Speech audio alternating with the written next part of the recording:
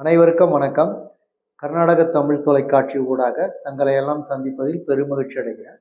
முக்கியமாக இன்னைக்கு ஒரு விஷயத்தை பார்க்கணும். கர்நாடகத்தில் நம்ம 90 லட்சம் மக்கள் இருக்கிறோம். நம்மக்கிட்ட ஒற்றுமை இல்லை, பல பிரச்சனைகள் இருக்குது, எல்லாமே தெரியும். ஆனால் இதெல்லாமே தாண்டி அமெரிக்கா பக்கத்தில் இருக்கிற கனடா நாட்டில் லோகன் கணபதி என்ற ஈழத்திலிருந்து புலம்பெயர்ந்த தமிழர், அதே மாதிரி விஜய் தணிகாச்சலம் தம்பி, இவங்க ரெண்டு பேருமே கனடா நாட்டு அரசியலில் மிகப்பெரிய சக்தி வாய்ந்த எம்பிபியாக இருக்கிறாங்க.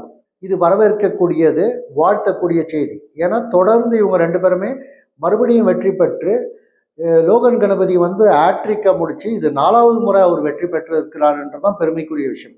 அதே மாதிரி தம்பி விஜய் தணிகாச்சலம் அந்த நாட்டில் ஈழத்தமிழர்களுக்காக மட்டும் இல்லை, தமிழர்களுக்காக பாடுபடுறதுல உறுதியாக வேலை செய்கிறாங்கன்றத நான் கண்ணார பார்த்துக்கிறேன். இந்த சமயத்தில் கர்நாடக தமிழர் சார்பாக மட்டுமல்ல, உலக தமிழர் சார்பாக அவர்களுக்கு நம்ம வாழ்த்துக்களை தெரிவிச்சுக்கிறோம். அவர்கள் தொடர்ந்து தமிழர்களுக்காக பாடுபடுறாங்க, தமிழர்களுக்காக வேலை செய்கிறாங்க, தமிழர்களை ஒற்றுமையாக ஒரு குடையின் கீழே கொண்டு வந்திருக்கிறாங்கன்றது பெருமைக்குரிய விஷயம். இதே மாதிரி கர்நாடக தமிழர்களும் ஒற்றுமையாக இருந்தால் கண்டிப்பாக கர்நாடக சட்டமன்றம் மட்டுமல்ல, நாடாளுமன்றத்திலையும் வெற்றி பெற முடியுன்றது உறுதியான நம்பிக்கை.